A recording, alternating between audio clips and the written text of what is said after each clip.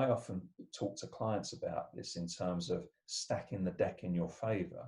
The key is to make it easy to do the new desired behavior, not to see it as something that relates to self-discipline or willpower. Hi and welcome to the Success Mindset YouTube channel. I'm Damien and we're joined by Nick Barratt. Welcome, Nick. Hi, Damien. And Nick has worked with us on a few of these videos now, and Nick, as we know, is a behavioural analyst. And today we're going to be talking about how to follow through and execute on your goals. And Nick is going to be talking about something called the intention behaviour gap. So first of all, Nick, what on earth is the intention behaviour gap and why is it so important to understand? So this refers to the fact that many of us know what it is that we need to do to feel happier, healthier, but intention alone doesn't always enable us to achieve our behavioural goals, our behaviour change goals. And their studies on this have come up with different figures, but at best, the intention, it is important. So I should say that having the intention to change one's behaviour is seen as a necessary, obvious, I would say, first step. But that alone is likely to lead to behaviour change about 50% of the time. So what that tells us is that often behavior change isn't, when it fails, it's not because people don't want to change their behavior for the better, but it's usually because there's some kind of problem making it happen. And I guess we can all relate to that in one way or another. If we think about New Year's resolutions, which I'm not a fan of, I think if we need to do a change, you change it whenever, you don't wait until New Year's. But, if we think about New Year's resolutions, the vast majority of them generally don't last more than about 10 days, if that. And I guess that is to do with the intentional behavioural gap. Absolutely. There was a study in 2007 on New Year's resolutions, and I believe it was about 3,000 people took part in it. And at the beginning of the study, over half of them were very confident that a year down the line they would have achieved their resolutions. And it turned out that only 12% of them actually did. Now, you could argue that it's a bit unfair to carry out research on people who probably had a lot to drink and were coming up with lots and lots of things that they wanted to change. But it is an interesting illustration of the limits, I guess, of intention. So in studies that have looked at people who actually did make that intention, as I said earlier, even then, they're only successful 50% of the time. So that sounds like there's a real issue then with people on follow through and implementation. So why do people get stuck on the actual implementation of following through on their goals then? They obviously want them. So what is that? What is that sabotage, or what is that sticking point? So there are a few things that research have shown can get in the way.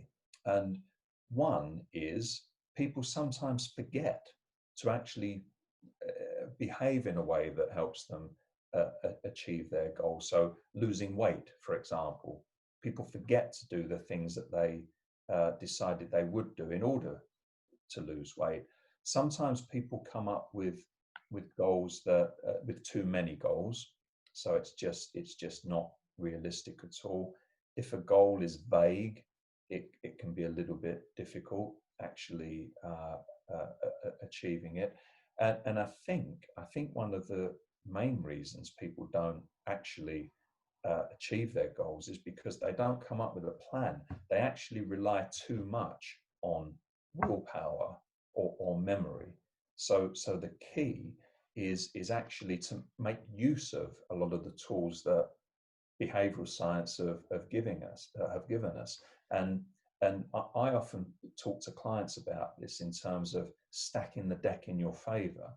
The key is to make it easy to do the new desired behavior, not to see it as something that relates to self-discipline or willpower.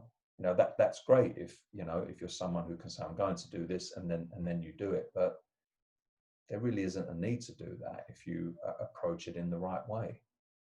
And I remember Tony Robbins speaking about something around reframing the way you look at things. So rather than exercise being a chore, for example, oh God, I've got to get up now and go for a run, and oh my God, it's going to be a right ordeal going through 10K. Now it was actually reframing that in your mind and saying, I'm going to go out, I'm going to be absolutely, the best version of myself. I'm going to be full of energy. I'll get the runner's high afterwards. You totally reframe the way you look at it from being a chore that you have to do to being something that is really, really positive. And if you can make that change in your head, it then becomes something that is not enjoyable to something that's very enjoyable, and it helps make that behaviour change more sustainable, I guess, in the long term. Is that something that you would agree with? I think reframing can be a very useful strategy. So there's an idea in behavioral science that in many ways there's no such thing as an event. It's just our interpretations of it. So one person might, to use a topical example, they may now be working from home for the first time. They've got children who they're now having to act as a teacher for rather than just a parent. They've got all these additional demands on their time, and the thought that's going through their head is, God, not only do I have to work from home, I'm now a teacher. I'm now making everyone's breakfast. A reframing approach might be to say, you know what, my children are happy and healthy, they're here with me, and I get to help them learn. And that can make a huge difference to how we then feel about that event. So I think reframing can be a very useful strategy. And I think what's also helpful, there are a lot of other strategies that we can use when we're looking to make behavior change more likely, to make it easier, and to make it sustainable. So one of the key things to do, we often overestimate how easy it will be to change behaviors, and our goals can be a little bit unrealistic. What's really key is to try to change one thing at a time and let that become part of your everyday routine. So you use the example of exercising or going for a run. Often playing the long game is helpful. So you want to make it as enjoyable as possible. Reframing could be a way of helping with that. Starting off small, if you're someone who hasn't run before, maybe walking first, and then starting to jog a little bit more, coming up with realistic goals, making your goals a little bit shorter term. Often people have a goal. It might be to run a half marathon, for example, and that might be enough for some people to sustain them through weeks and weeks of exercise. But it might be better to have as a goal, I will run for 10 minutes every other day. And that's something that not only is more achievable, assuming you're healthy and able to do this, but you can achieve it within the next 2 days. So you're actually getting the reward for achieving a goal. It's not just something that's happening years down the line. We talk a lot about response effort in behavioral science. So the effort needed to do the new desired behavior. And there are lots of things you can do to make everything around it easier. So an example would be that the night before you're going for a run is to get all your exercise gear ready. Maybe buy some new gear that will make it even more of a rewarding experience. Have it all ready by the door, so there's nothing to get in the way of it. It's already there. It's all ready to go.